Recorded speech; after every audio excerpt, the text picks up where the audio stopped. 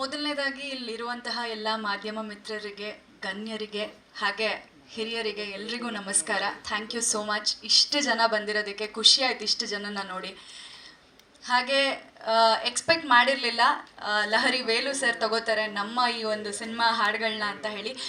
ಅವ್ರು ಹೇಳ್ಬೇಕಾದ್ರೆ ಸಿಕ್ಕಾಪಟ್ಟೆ ಎಕ್ಸೈಟ್ಮೆಂಟಿಂದ ಹೇಳಿದರು ನನಗೆ, ಲಹರಿ ಕಂಪ್ನಿಯವ್ರು ತಗೊಂಡಿದ್ದಾರೆ ನಮ್ಮ ಹಾಡುಗಳನ್ನ ಅಂತ.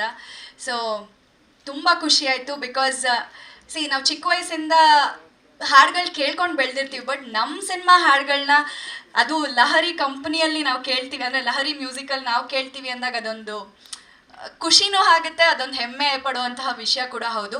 ಅದು ಸಾಧ್ಯ ಆಗಿದ್ದು ನಮ್ಮ ಪ್ರೊಡ್ಯೂಸರಿಂದ, ಹಾಗೆ ಭರತ್ ಅವರಿಂದ ಮತ್ತು ನಮ್ಮ ಡೈರೆಕ್ಟ್ರಿಂದ. ಬಿಕಾಸ್ ಇವ್ರು 3 ಜನ ಪ್ರತಿಯೊಂದು ವಿಚಾರದಲ್ಲೂ ಜೊತೆ ಇರ್ತಾ ಇದ್ರು. ಪ್ರತಿಯೊಂದು ಡಿಸ್ಕಷನಲ್ಲೂ ಒಟ್ಟಿಗೆ ಕೂತ್ಕೊಂಡು ಡಿಸ್ಕಸ್ ಮಾಡ್ತಿದ್ರು ನಾನು ನೋಡಿದ ಹಾಗೆ. ಸೊ ಅವ್ರು 3 ಜನಕ್ಕೆ ಇದಕ್ಕೆ ಥ್ಯಾಂಕ್ಸ್ ಹೇಳಬೇಕು. ಹಾಗೆ ಕೆ ಕಲ್ಯಾಣ್ ಸರ್ ಹಾಡುಗಳನ್ನ ಕೇಳ್ಕೊಂಡು ಬೆಳೆದಿದ್ದೀವಿ ನಾವು.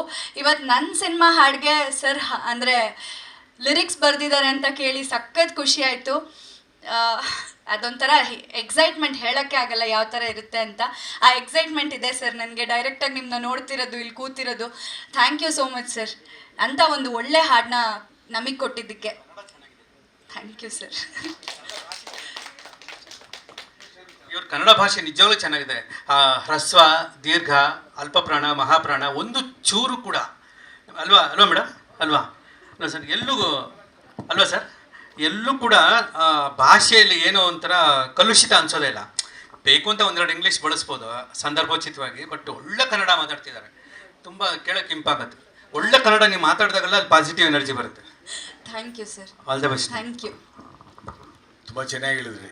ಇದು ಮುಂಚೆ ನಮ್ಗೆ ಹೀರೋ ಒಂದು ಕನ್ನಡ ಯೂಸ್ ಮಾಡೋರು.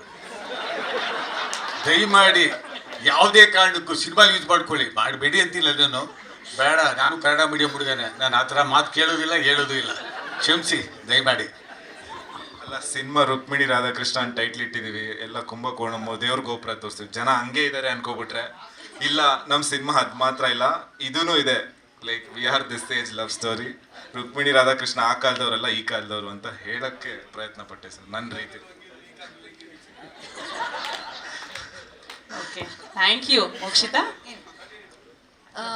ನಮ್ಮ ಪ್ರೊಡ್ಯೂಸರ್, ಯಂಗೆಸ್ಟ್ ಪ್ರೊಡ್ಯೂಸರ್, ಅವರಲ್ಲಿ ಎಷ್ಟು ಡೆಡಿಕೇಶನ್ ಇತ್ತು ಅಂತಂದರೆ ಈಗಲೂ ಇದೆ. ಸೆಟ್ಟಿಗೆ ಬಂದಾಗ ಅವ್ರು ಎಲ್ಲ ಕೆಲಸನೂ ನಾನು ನೋಡ್ತಿದ್ನಲ್ಲ, ಎಷ್ಟು ಡೆಡಿಕೇಟೆಡಾಗಿ ಮಾಡ್ತಿದ್ರು. ಅವ್ರನ್ನ ನೋಡಿದಾಗ ನಮಗೆ ಅನ್ಸೋದು, ಎಸ್ ನಾವು ಈ ಸಿನಿಮಾಗೆ ಇನ್ನೂ ಚೆನ್ನಾಗಿ ಮಾಡಬೇಕು, ಇನ್ನೂ ಚೆನ್ನಾಗಿ ಕೊಡಬೇಕು ಅಂತ ಹೇಳಿ. ಪಾಪ ನಮ್ಮನ್ನ ತುಂಬ ಚೆನ್ನಾಗಿ ನೋಡ್ಕೊಂಡಿದ್ದಾರೆ. ಕುಂಭಕೋಣಮ್ಮಗೆ ಕರ್ಕೊಂಡು ಹೋದಾಗ್ಲೂ ನಮ್ಗೆ ಏನೂ ತೊಂದರೆ ಆಗದೆ ಇರೋ ಹಾಗೆ, ಸಿನಿಮಾಗೆ ಏನೂ ತೊಂದರೆ ಆಗದೆ ಇರೋ ಹಾಗೆ ನೋಡ್ಕೊಂಡಿದ್ದಾರೆ. ಆ ಫ್ರೇಮ್ಗಳನ್ನ ನೋಡಿದ್ರೆ ನಿಮಗೆ ಗೊತ್ತಾಗುತ್ತೆ ಎಷ್ಟು ಚೆನ್ನಾಗಿ ಅವರ ಒಂದು ಜವಾಬ್ದಾರಿನ ನಿಭಾಯಿಸಿದ್ದಾರೆ ಅಂತ ಹೇಳಿ.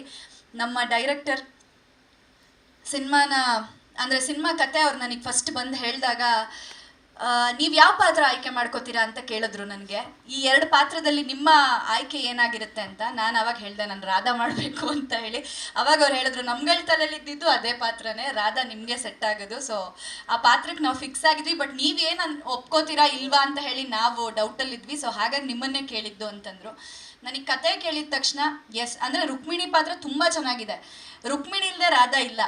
ಆದರೆ ಆ ರಾಧಾ ಪಾತ್ರದ ಇಂಟೆನ್ಸ್ ತುಂಬ ನನಗಿಷ್ಟ ಆಯಿತು. ಹಾಗೆ ಜನರ ಮನಸ್ಸಲ್ಲಿ ಆ ಪಾತ್ರ ಉಳಿಯುತ್ತೆ ಅಂತ ಹೇಳಿ ಅನ್ನಿಸ್ತು. ಹಾಗಾಗಿ ಈ ಪಾತ್ರನ ತುಂಬ ಪ್ರೀತಿಯಿಂದ ಒಪ್ಕೊಂಡೆ. ಹಾಗೆ ಇನ್ನೊಂದು ಹೇಳಬೇಕು, ನನಗೆ ಕತೆ ಹೇಳಕ್ಕೆ ಬಂದಾಗ ಬರೀ ನಮ್ಮ ಡೈರೆಕ್ಟ್ರ್ ಬಂದಿರಲಿಲ್ಲ, ಜೊತೆಗೆ ಹೀರೋನು ಬಂದಿದ್ರು ನಮ್ಮ ಮನೆಗೆ. ನಾನು ಇವರು ಒನ್ ಆಫ್ ದ ಪ್ರೊಡ್ಯೂಸರಾ ಅನ್ನೋ ಥರ ಅವರ ಒಂದು ಬಿಹೇವಿಯರ್ ಇತ್ತು. ಯಾಕೆ ಅಂತಂದರೆ ಯಾರಾದರೂ ಒಬ್ಬ ಹೀರೋ ಸಿನಿಮಾ ಮಾಡ್ತಾರೆ ಅಂತಂದರೆ ಎಸ್, ಅವರ ಪಾತ್ರದ ಮೇಲೆ ಅವ್ರು ತುಂಬ ನಿಗಾ ವಹಿಸ್ತಾರೆ. ಹಾಗೆ ಅವ್ರ ಪಾತ್ರ ಏನಿದೆ ಅಚ್ಚುಕಟ್ಟಾಗಿ ನಿರ್ವಹಿಸ್ತಾರೆ. ಆದರೆ ಇವರು ಹಾಗಿರಲಿಲ್ಲ. ಅಂದರೆ ಆ ಕಥೆಯಲ್ಲಿ ಬರೋ ಪ್ರತಿಯೊಂದು ಪಾತ್ರದ ಆಯ್ಕೆಯಲ್ಲೂ ಇವ್ರು ಇರ್ತಿದ್ರು. ಆಮೇಲೆ ಹಾಡಲ್ಲೂ ಕೂಡ ಅದೇ ಇವಾಗ ಸರ್ ಹೇಳ್ದ ಹಾಗೆ ಪ್ರತಿಯೊಂದು ಲಿರಿಕ್ಸಲ್ಲಾಗಿರ್ಬೋದು ಅಥವಾ ಟ್ಯೂನಲ್ಲಾಗಿರ್ಬೋದು, ಪ್ರತಿಯೊಂದು ವಿಚಾರದಲ್ಲೂ ಅವ್ರು ಕೂತಿರ್ತಿದ್ರು. ಲೊಕೇಶನ್ ನೋಡೋದ್ರಲ್ಲಾಗಿರ್ಬೋದು, ಅಥವಾ ನಾವು ಸೀನ್ಸ್ ಮಾಡೋವಾಗ ಇದನ್ನು ಹೀಗೆ ಮಾಡೋಣ ಹಾಗೆ ಮಾಡೋಣ ಅಂತ ಡಿಸ್ಕಸ್ ಮಾಡಿದ್ದುಂಟು ನನ್ನ ಹತ್ರ. ಏನಿಲ್ಲ, ಆ ಥರ ಏನಿಲ್ಲ. ಇಬ್ಬರು ಒಟ್ಟಿಗೆ ಡಿಸ್ಕಸ್ ಮಾಡಿ ನಾವು ಆ್ಯಕ್ಟ್ ಮಾಡ್ತಾಯಿದ್ವಿ. ಬಟ್ ತುಂಬ ಅಂದರೆ ಅವ್ರ ಜೊತೆ ಆ್ಯಕ್ಟ್ ಮಾಡೋವಾಗ ನನಗೆ ತುಂಬ ಕಂಫರ್ಟ್ ಝೋನ್ ಇತ್ತು. ಆ್ಯಂಡ್ ಎಲ್ಲೂ ಅವರು ನಾನೊಂದು ಹೀರೋ ಆ ಥರ ಎಲ್ಲ ಅವ್ರು ನನ್ನ ಹತ್ರ ಬಿಹೇವೇ ಮಾಡಿಲ್ಲ. ತುಂಬ ಖುಷಿಯಿಂದ ಪ್ರೀತಿಯಿಂದ ಇಲ್ಲಿ ಕೆಲಸ ಮಾಡಿದ್ದೀವಿ ನಾವು. ಇಡೀ ಟೀಮೇ ಆಗಿತ್ತು. ಇಡೀ ಟೀಮ್ ಅಂದರೆ DOP ಇಂದ ಹಿಡಿದು ಅಸಿಸ್ಟೆಂಟ್ ಡೈರೆಕ್ಟರ್ಸಿಂದ ಹಿಡಿದು ಆಮೇಲೆ ಡಿಸೈನರಿಂದ ಹಿಡಿದು ಮೇಕಪ್ ಆರ್ಟಿಸ್ಟ್, ಹೇರ್, ಪ್ರತಿಯೊಂದು ಅದೊಂಥರ ಒಂದು ಆ ಕುಂಭಕೋಣಮಲ್ಲಿ ನಾವು ಎಷ್ಟು ದಿವಸ ಶೂಟ್ ಮಾಡಿದ್ವೋ ಅದೊಂಥರ ನಮಗೊಂಥರ ಮನೆ ಅನ್ನೋ ವೈಬ್ ಇತ್ತು.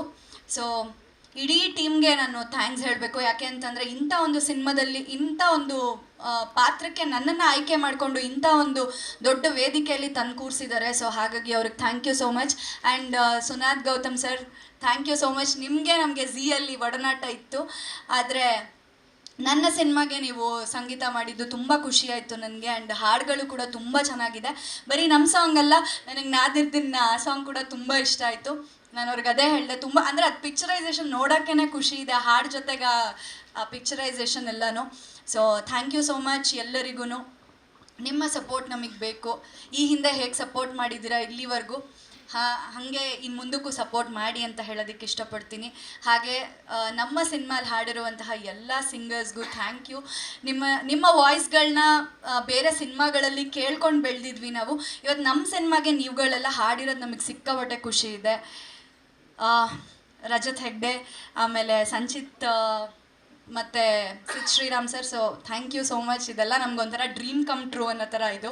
Thank you so much. And I feel that I am really blessed ಇಂಥ ಒಂದು ಪ್ರಾಜೆಕ್ಟ್ ಮಾಡಿದ್ದಕ್ಕೆ. Thank you so much. And ರಿಯೋರ್ ಜೊತೆ ನಾನು ಕೆಲಸನೇ ಮಾಡಿಲ್ಲ, ಯಾಕೆ ಅಂದರೆ ನನ್ನ ಪೋರ್ಷನ್ ಅವ್ರ ಪೋರ್ಷನ್ ಒಟ್ಟಿಗೆ ಇರಲಿಲ್ಲ. ಈ ಥರ ಈವೆಂಟ್ಸ್ಗಳಲ್ಲಿ ಅಂದರೆ ಈ ಥರ ಪ್ರೋಗ್ರಾಮ್ಗಳಲ್ಲಿ ನಾವು ಸಿಗ್ತಿದ್ವಿ ಅಷ್ಟೇ. ಬಟ್ ಸಿಕ್ಕಿದಾಗ ಕೂಡ ಅವ್ರು ತುಂಬ ಅಂದರೆ ನಮ್ಮವರು ಅನ್ನೋ ಥರ ಕಂಫರ್ಟ್ ಝೋನ್ ಕೊಡ್ತಾರೆ. So thank you so much. Thanks for everything. Thank you team. And thank you ನಿಮ್ಮೆಲ್ಲರಿಗೂ. ನಿಮ್ಮ ಪ್ರೀತಿ ಸಪೋರ್ಟ್ ಹೀಗೆ ಇರಲಿ ಅಂತ ಹೇಳಕ್ಕೆ ಇಷ್ಟಪಡ್ತೀನಿ. ಒಂದು ಸಣ್ಣ ಮಗುಗೆ ಏನಾದರೂ ಒಂದು ಇಂಟ್ರೆಸ್ಟಿಂಗ್ ಮತ್ತು ಇನ್ಫಾರ್ಮೇಟಿವ್ ವಿಡಿಯೋಗಳನ್ನ ಮಿಸ್ ಮಾಡ್ಕೋಬೇಡಿ. ಈಗಲೇ ಸಬ್ಸ್ಕ್ರೈಬ್ ಮಾಡಿ.